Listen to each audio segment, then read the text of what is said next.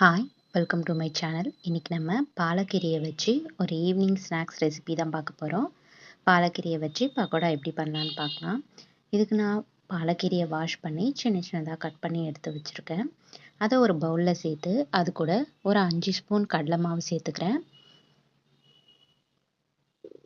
கொஞ்சமாக அரிசி மாவும் சேர்த்து கலந்துக்கலாம். உப்பு சேர்த்துக்கோங்க.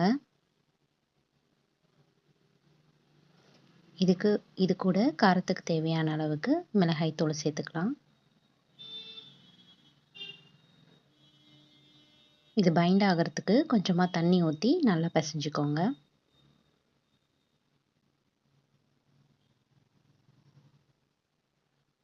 இந்த மாதிரி பிசைஞ்சு வச்சுக்கோங்க.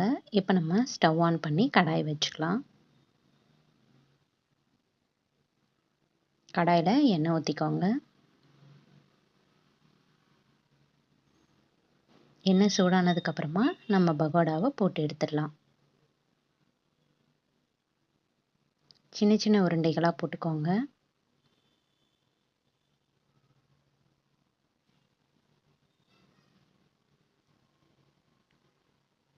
கீரைகளே சாப்பிடாத குழந்தைங்களுக்கு இந்த மாதிரி செஞ்சு தாங்க, விரும்பி சாப்பிடுவாங்க.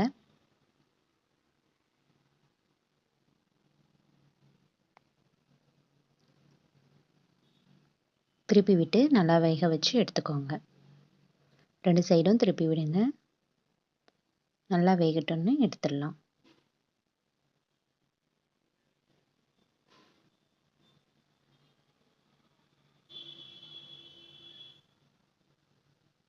இப்போ ஓரளவுக்கு வெந்துருச்சு. இன்னும் கொஞ்சம் நேரம் பொறுத்து நம்ம எடுத்துடலாம். லைட்டாக கலர் சேஞ்ச் ஆகும். இப்போ எல்லாமே வெந்துருச்சு. இப்போ நம்ம ஒரு பிளேட்டில் எடுத்துடலாம்.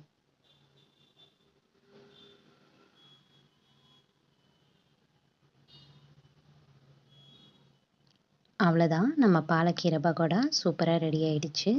இது போன்ற வீடியோஸ்க்கு நம்ம சேனலை சப்ஸ்கிரைப் பண்ணிக்கோங்க. தேங்க்ஸ் ஃபார் வாட்சிங்.